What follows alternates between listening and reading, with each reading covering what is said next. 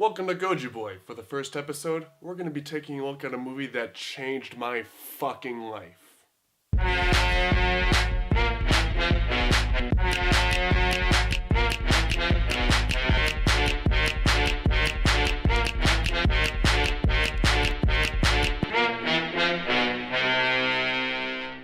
Now some people love this movie, some people hate it.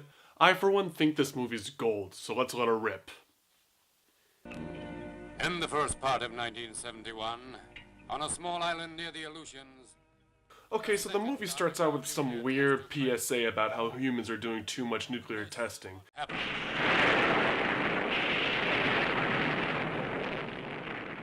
And it's really pissing off the monsters, especially Godzilla, who looks like he's being ambushed by paparazzi. But anyways, we are suddenly introduced to our main characters, this little boy. Oh my god, that kid's fucking voice.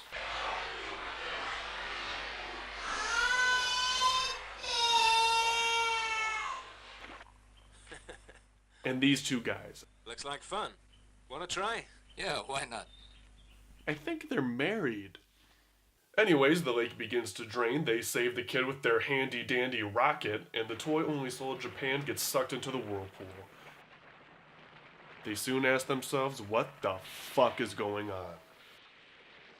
So after the death picnic, they tussle with these bad guys who are found snooping through their things. Now let's forget about these bad guys for a moment and take a look at this house. Hanging cubes, sliding doors. Just look at these walls. What the hell is this place? So the bad guys get away and they manage to leave a pile of sand. Good thing one of the guys is a super genius because he traces back the sand to Easter Island. You know, that place everybody forgets about but has giant heads? Well, apparently it houses an underground civilization. I love these guys. In no way do they look like they're from underground. Togas, Ku Klux Klan hats. What kind of cesspool of a culture is this? Anyways, they're just as pissed off at the paparazzi as Godzilla is, and send a monster up to destroy the surface. This monster is named Megalon.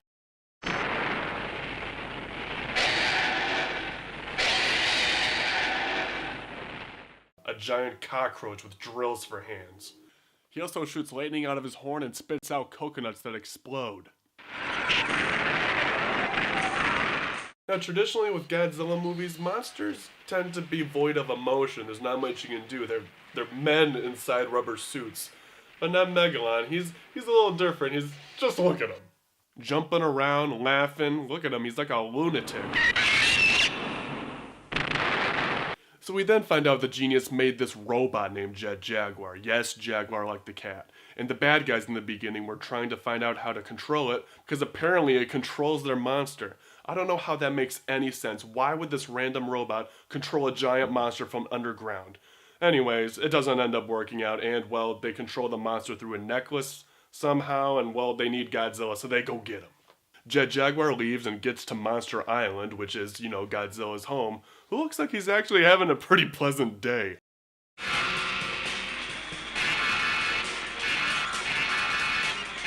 I love this. Godzilla's just like, yeah, I'll get there, and then Jet Jaguar's like, let's fucking go, dude. So Godzilla and Jet Jaguar are on their way back, and it looks like our main characters are stuck in this box. I really don't know how this happens, even paying attention to the movie.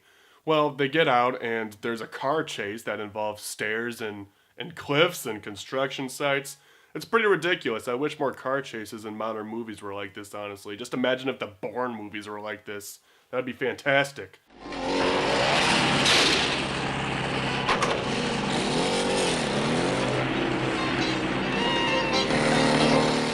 So, all I really need to know in terms of the story is the bad guys get killed, one gets crushed by a rock and one rolls down a hill, and, well, there's a monster fight on the way. That's all you need to know about Godzilla movies, is that there's a monster fight on the way.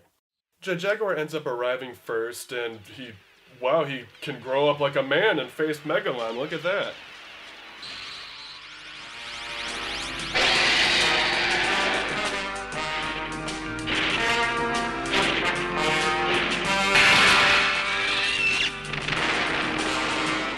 And I've always loved that, how he just lets him walk up to him and punch him in the face. It's great. And the fighting, it's pretty fucking awesome.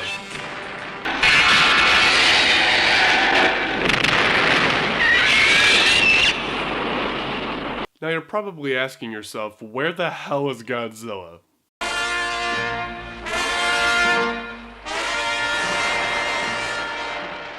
Well, he's on his way.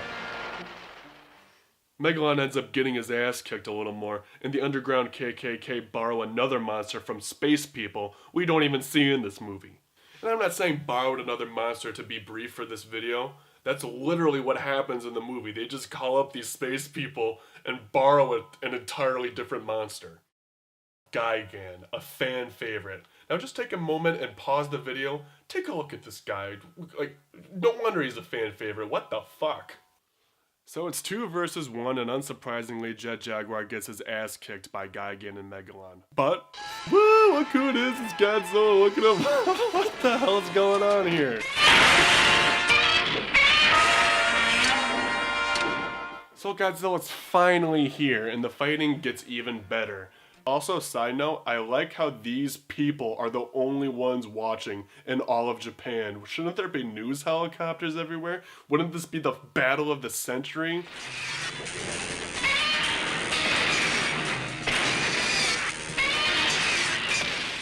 One of the lame things about this fight is they actually take entire scenes from different movies, but that is completely made up for with things like this.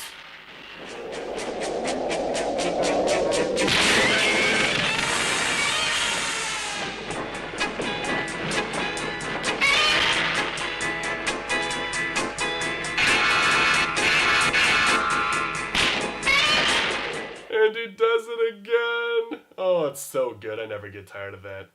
So, both Gigan and Megalon end up running away. Godzilla and Jet Jaguar have a total bro moment.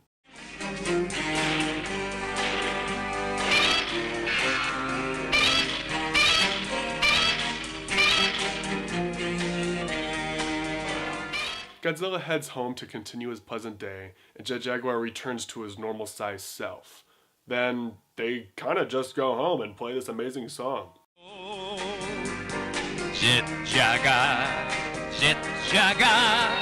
yatta de Jaguar. And that's it. That's Godzilla vs. Megalon. I absolutely love this movie. It's not the greatest movie ever. It's not even the greatest Godzilla movie ever. It's actually quite bad. But I mean, I saw it as a kid, and it's absolutely fantastic. These monsters, they're like my Disney princesses. They're my favorite superheroes of all time. And if you're not terribly enthused by what I just showed you right now, don't you worry, because there are many, many more to come.